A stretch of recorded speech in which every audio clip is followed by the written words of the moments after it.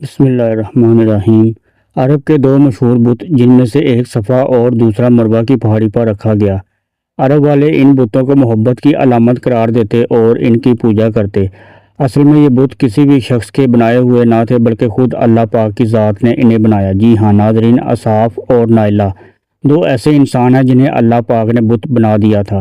جب سے وہ خانہ کعبہ کی تعمیر کی گئی اس دن سے لے کر آج تک جس نے بھی خانہ کعبہ کی بے حرمتی کی یا بے حرمتی کرنے کی کوشش کی تو اللہ نے اسے نشان عبرت بنا دیا۔ قبیلہ بنو جرہم کی ایک حسین و جمیل لڑکی تھی جس کا نام نائلہ تھا، جو یمن کے علاقے میں رہائش پذیر تھی۔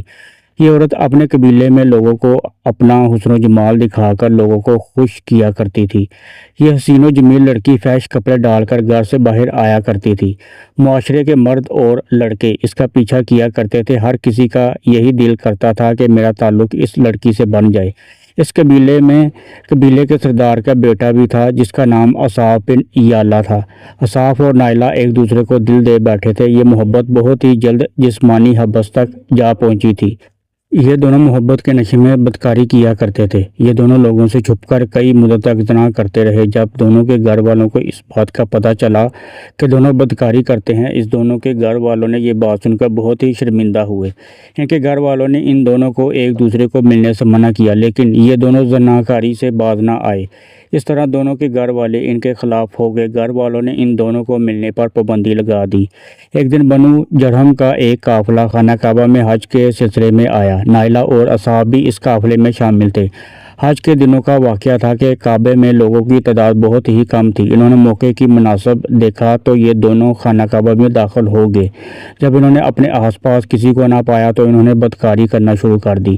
نائلہ اور اصاف کی اس بے حرمتی پر زمین و آسمان لرز اٹھے۔ جب وہ خانہ کعبہ میں زنا کر رہے تھے تو اللہ تعالیٰ نے ان دونوں کی روحوں کو قبض کر لیا۔ ان پر اللہ تعالیٰ کا عذاب اس طرح سے آیا کہ یہ دونوں پتھر کے بن گئے۔ جب خانہ کعبہ کے لوگ خانہ کعبہ کے اندر داخل ہوئے تو دونوں پتھر کے بنے ہوئے تھے۔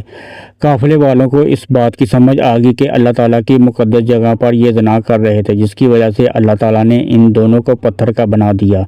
قافلے والوں نے ان دونوں کے پتھر جسم کو اٹھا کر باہر لا کھڑا کر دیا تاکہ لوگ ان دونوں کو دیکھ کر عبرت حاصل کریں۔ مقدس جگہوں پر بے حرمتی کرنے کا انجام یہ ہوتا ہے۔ کچھ دن کے بعد مکہ کے لوگوں نے اصاف کے بت کو اٹھا کر کوہ صفا پر کھڑا کر دیا۔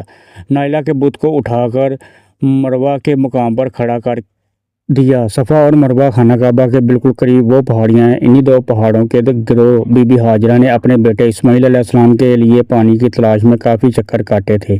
اس وجہ سے ان پہاڑوں کو بہت مقدس مانا جاتا تھا۔ جو بھی حج کرنے کے لیے وہاں جاتا وہ اس پہاڑیوں پر چڑھ کر طواف کیا کرتے تھے۔ جب نائلہ اور اصاف کے بت کو وہاں کھڑا کیا گیا تو ان کی سزا یہ مقرر کی گئی کہ جو بھی صفا اور مروہ پر طواف کرنے کے لیے جائے تو ان دونوں بتوں کو ایک ایک جوتا مار کر واپس آئے۔ کافی مدت تک جوتے والا سلسلہ جاری رہا۔ اس کے بعد لوگوں نے ان کو تھپڑ مارنا شروع کر دیے۔ اس کے بعد لوگوں ان بتوں اصاف اور نائلہ کو ہاتھ لگانا ہی مناسب سمجھتے تھے۔ وقت گزرنے کے ساتھ ساتھ عرب کے لوگوں نے ان بتوں کو محبت کی علامت سمجھنا شروع کر دیا تھا۔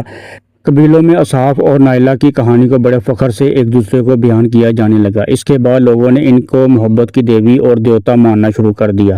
آہستہ آہستہ یہ صورتحال ہوگی کہ اصاف اور نائلہ کے بت کو عرب والے بڑے بتوں میں شمار کیا کرتے تھے۔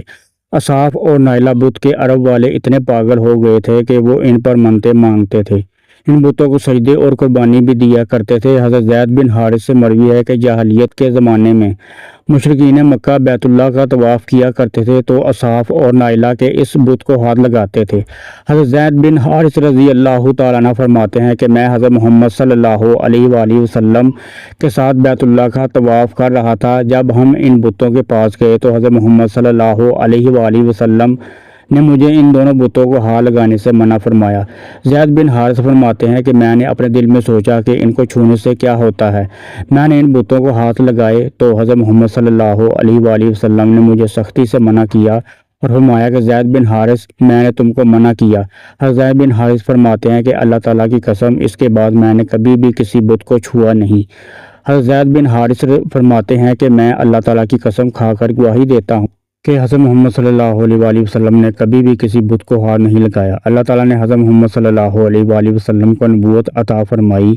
اس کے بعد وحی نازل فرمائی۔ ایک دن ہر طرف نور ہی نور پھیل گیا تو حضرت محمد صلی اللہ علیہ وآلہ وسلم نبوت کے عہد پر فائز ہوئے۔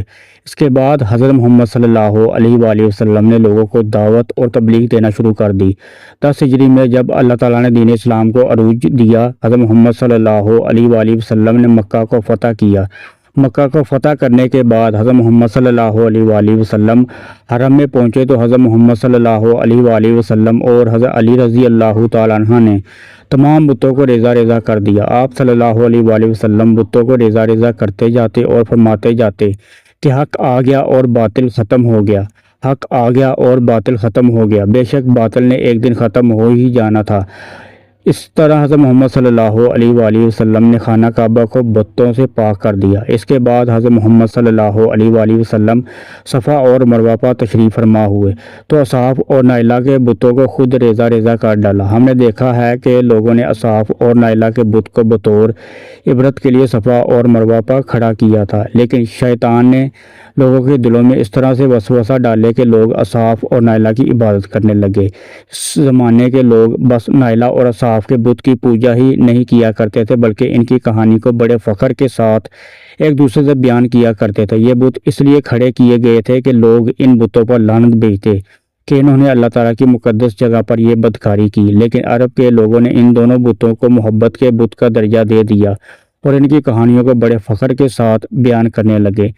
آج کل کے دور میں یہی بات ہے کہ جو کوئی بندہ سنگین جرم کرتا ہے تو لوگ اس کو بڑے فخر سے ہیرو کا درجہ دیتے ہیں، جو کہ سراسر غلط ہے۔ اللہ تعالیٰ سے دعا ہے کہ اللہ تعالیٰ ہم کو نیک کام کرنے کی توفیق عطا فرمائے، آمین۔